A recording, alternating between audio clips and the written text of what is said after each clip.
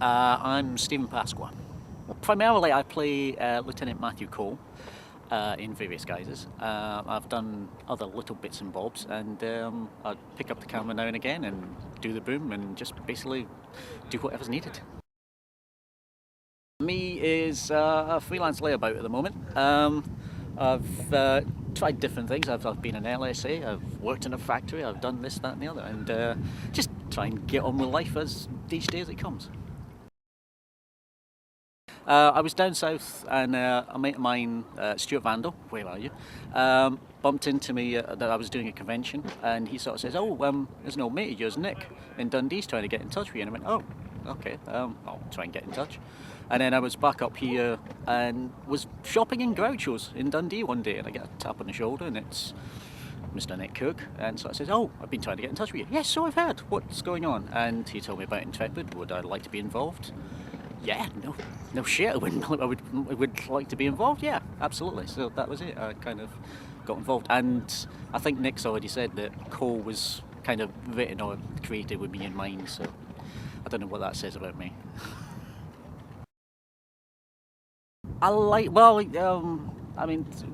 He is quite close to me, so I guess I've got to like him, otherwise I hate myself. But no, I could get on with him actually. I can kind of empathise with some of the stuff that he's going through and stuff. So yeah, I could empathise with him. When we were doing Heavy Lies of Crown, I kind of had a backstory with a wedding ring. I don't know whether that was my own. Actually, I think that might be where that came from. Yeah. Yeah. So I kind of put that in myself. Whether Nick caught onto it or what, I think that don't may know. actually be what. Yeah, I think we may have actually discussed that at some point. Yeah. Now that you mention it. Yeah. So it was something that I put in just to give me a kind of hook for the character. So yeah, it was not unexpected, but it was nice to see it kind of developed into the storyline. Cool. I haven't done that much stage. Well, hardly any stage stuff. I think the only stage stuff I've done was when I was at school, and loved it because you kind of get an immediate reaction and you can kind of feed off it and build on it and stuff. But I mean, most of my experience is from film, so I have to say from experience film. Absolutely, have been since age 7. Since I was a kid. I mean, the first thing that I got into was Doctor Who. I remember going to the old Brecon Picture House, the old Brecon Flea Pit, and seeing Doctor and the Daleks movie, which was my first exposure to Doctor Who, and then got into the TV series, and I've kind of got into other genre stuff through that. But I mean, I remember watching Star Trek on my gran on Monday nights, 7:45, BBC One, and loved it. I mean, I love any sort of fantasy, science fiction stuff. It's just escapist stuff, kind of takes you out of the real world, which can't be bad. Without a doubt, Deep Space Nine. I love the characters. I love the fact that it's not quite the antithesis of the utopia that Gene Roddenberry envisaged, but I love the human interaction between it. It seems so contemporary as opposed to some of the other series. I also like Enterprise as well, which I seem to be in the minority with on that one. Yeah, I like Enterprise. Apart from, yeah, I think Enterprise was actually developing into a damn good series when they cancelled it. I think this Series 4 is actually the best of the bunch. I like the arc in Season 3 as well, but it was really kind of finding its feet. Extremely little, actually. I've done odds and sods. I mean, I was down in London doing some extra work and trying to do stuff, and my shoulder appears in an episode of Sea of Souls. And I've done odds and sods, but nothing in any way you could describe professionally. I mean, I wouldn't even call myself an actor at that. This is just kind of enthusiastic amateur.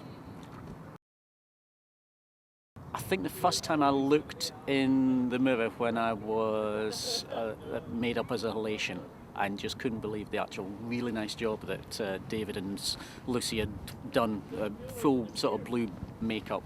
And it wasn't funny at the time, but it was kind of a bit of a shock. And I thought, oh my God. So that's not funny. Funny, yeah, probably making Mark sort of choke on his drink. I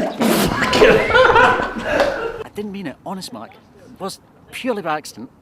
A really funny thing was when we were doing Heavy Lies of Crown, and I've got to do a big jump or when I'm fired at by a laser. And I did the big jump, only to be told by Steve, can you wait till we've actually started filming? Thanks, Steve. I'd love to visit America. It's just a place I'd kind of, you hear about it, you want to see it for yourself. Today, specifically, I would love to be in Malta. Because they're firing the big gun for the one time that they are allowed to during the year, and it's today being May the 5th, if I'm right, and they're firing the big gun at Fort Kinsella. So I'd love to be there, specifically today. If there was a transporter, that's where I'd be today. I'd browsed over some of them when the idea of Intrepid was first mooted, because Nick sort of recommended, oh, yeah, this is kind of what we're going to be doing, it's something along these lines. And I was familiar with some Doctor Who fan stuff as well. I've done one or two. But I haven't actually watched much of them because I kind of looked over them and thought, okay, I don't want to be influenced by them, to be honest. So that if anyone goes, oh, you're just copying that from us, no, because I've not seen it. So that was my. I've watched some since, and yeah, most of them look really professional and hold up to close scrutiny. Camaraderie, the socialising aspect, which, as Mark says, we don't do that much of, because that's the weird thing about all the folk on Intrepid. We all come from different lifestyles and all lead different sort of time scales, and it's just very strange. Some of us are on night shifts, some of us work weekends, some of us don't work at all at the moment. But yeah, we've kind of all come from different backgrounds and all that, and there's a nice little juxtaposition between everyone, and we all get on in varying degrees, but we all get on, you know. It's good fun.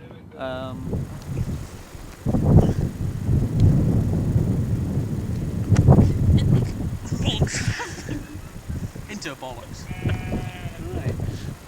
And I love that. I love the camaraderie, and I love the teamwork. I love the fact that I don't think there's any egos within any of the group. I think we all right, apart from the cameraman.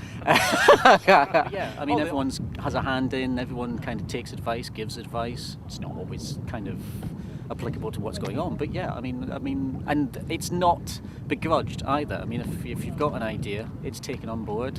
It's good fun. It's great. It's teamwork. I love that.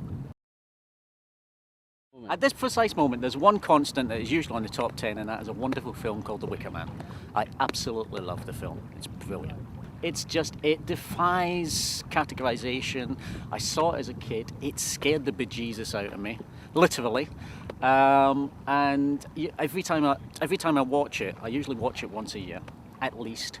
Every time you watch it, you see a different aspect to it, or interpret a different aspect, or see it in a completely different vein. And it's just wonderful. It's not the most perfect film, technically. Some of it looks crap, some of it is photographed crap, some of the performances just don't work, some of the dubbing is absolute rubbish, but it is just one of those cult films that you just cannot resist. And I'd recommend it to everyone. I think Christopher Lee still calls it his best performance. He's wonderful in it.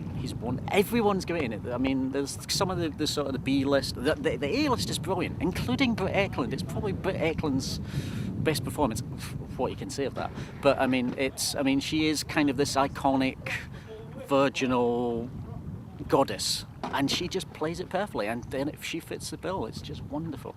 And they've kind of rebooted it recently as The Wicker Tree, which I've just recently seen. I was dreading it. I thought, oh god, nothing can sort of equal The Wicker Man, and it doesn't try, but it's a damn good effort. I really enjoyed it, and I was really expecting to hate it, but it's a really good film as well.